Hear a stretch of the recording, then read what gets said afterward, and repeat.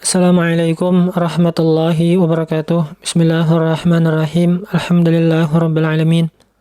Salatu wassalamu ala asyrafil anbiya'i wal mursalin wa ala alihi wa sahbihi wa sallim ajma'in. Qala al-muallifu rahimahullahu ta'ala wa nafa'ana bi'ulumihi fid dharain amin. Wal munfasilu itsna asyara nahwa qaulika iyyaya wa iyyana wa iyyaka wa iyyaki wa iyyakuma wa iyyakum wa iyyakunna wa iyyahu wa iyyaha wa iyyahuma wa iyyahum wa iyyahunna. Wal munfasilu dan domir munfasil, domir yang terpisah dengan kata lainnya, domir yang terpisah dengan amilnya. Itsna asyara itu jumlahnya ada 12. Nahwa qaulika, seperti contoh perkataan engkau atau seperti contoh yang engkau ucapkan. Iyaya, saya, baik laki-laki atau saya perempuan.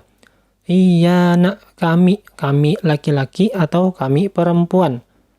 Iyaka, kamu satu orang laki-laki. Iyaki, kamu satu orang perempuan. Iyyakuma, kalian dua orang laki-laki atau kalian dua orang perempuan. Iyyakum, kalian tiga orang laki-laki. Iyyakunna, kalian tiga orang perempuan. Iyyahu, dia satu orang laki-laki. Iyyaha, dia satu orang perempuan. Iyyahuma, dia dua orang laki-laki. Atau dia dua orang perempuan, atau mereka dua orang laki-laki, mereka dua orang perempuan. Iyyahum, mereka tiga orang laki-laki. Iyyahunna, mereka tiga orang perempuan atau lebih. Baik, masih terkait pembagian maf'ul bih. Pembagian maf'ul bih. Terkait pembahasan isim domir.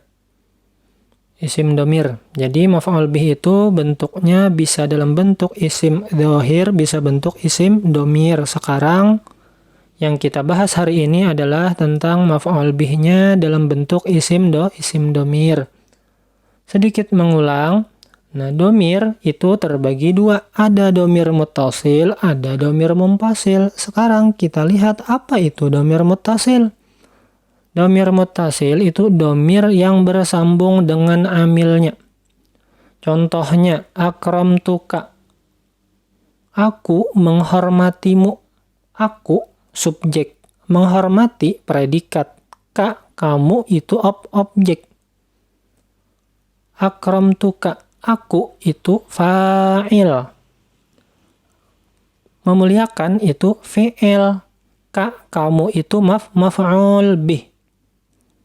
Nah, ternyata maf'ul bihnya dalam bentuk domir. Dalam bentuk domir, kata ganti. Dan domirnya itu domir muttasil. Kenapa disebut domir muttasil? Karena bersambung dengan amilnya. Mana amilnya? Amilnya akramtu. Ka di situ menjadi ma'mul. Apa itu amil? Amil itu kata yang mempengaruhi kata lain. Jadi amil di situ mempengaruhi menasobkan maf'ul bih. Menasobkan maf'ul bih. Itu yang namanya domir muttasil. Yang kedua, domir muttasil itu tidak bisa di awal kata. Contohnya, ka akramtu. Seharusnya akramtuka, akan tetapi dibaca ka akramtu. Nah, itu dalam kaidah bahasa Arab itu salah. Jadi yang namanya domir muttasil itu letaknya di belakang. Letaknya di belakang setelah amil. Amilnya mana? Akramtu. Yang ketiga, yang pertama tadi domir yang bersambung dengan amilnya, itu namanya domir muttasil. Yang kedua, tidak bisa di awal kata, itu domir muttasil, ciri-cirinya ya. Tidak bisa di awal kata, itu domir muttasil. Maksudnya tidak bisa di awal kata itu statusnya i'rabnya sebagai maf'ul bih. tidak bisa terletak setelah illa. Yang ketiga, tidak bisa terletak setelah illa. Contohnya, ma daraba Zaidun illa ka. Zaid tidak memukul selain kamu. Itu kalau kita terjemahkan dalam bahasa Indonesia.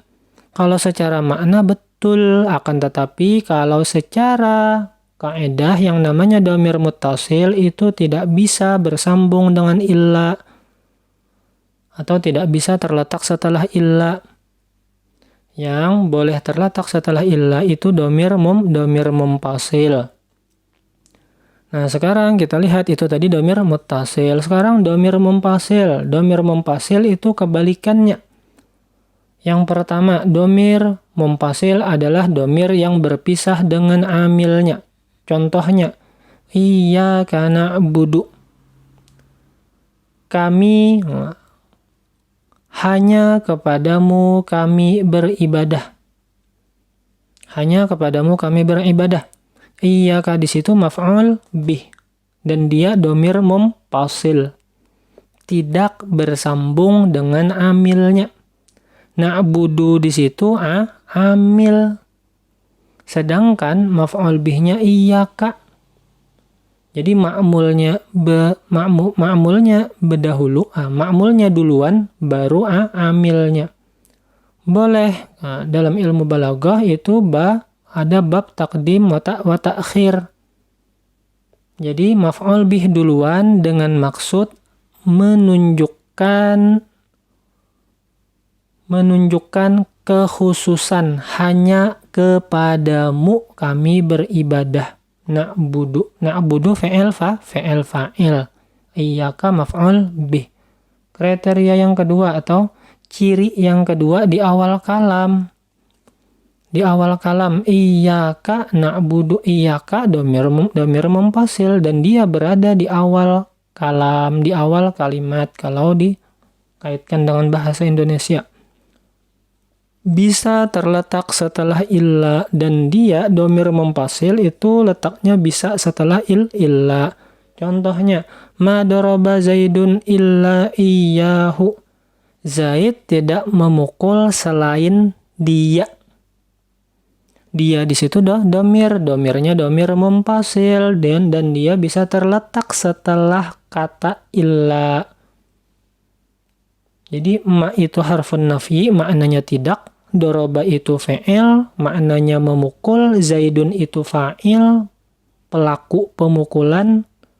Illa itu pengecualian, kata yang bermakna pengecualian selain, melainkan. Iyyahu di situ maf'ul bih.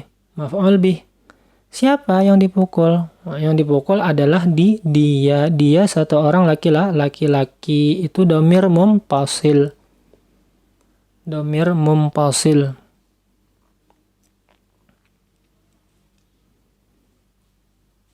Jadi kalau setelah illa dia bisa berada di belakang. Kalau bukan illa dia berada di awal kalam.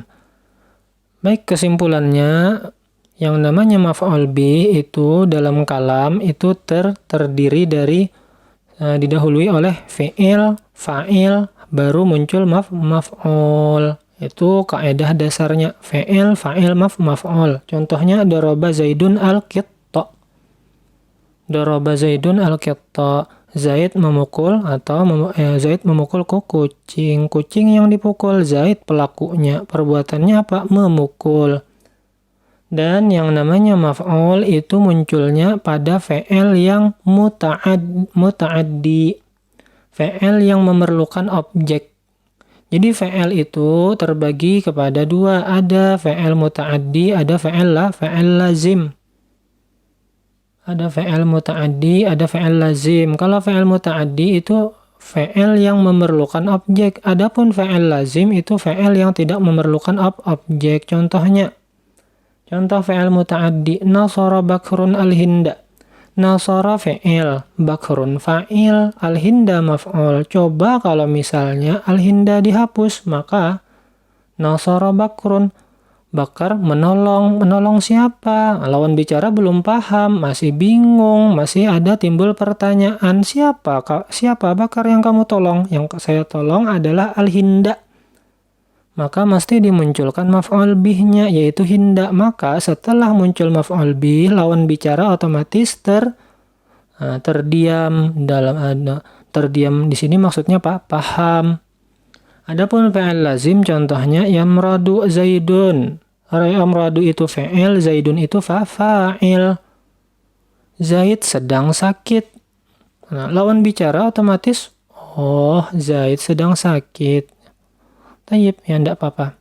Seperti itu, langsung mangguk-mangguk, menandakan paham. Wallahu a'lam. Wallahu a'lam bisawab. Assalamualaikum warahmatullahi wabarakatuh.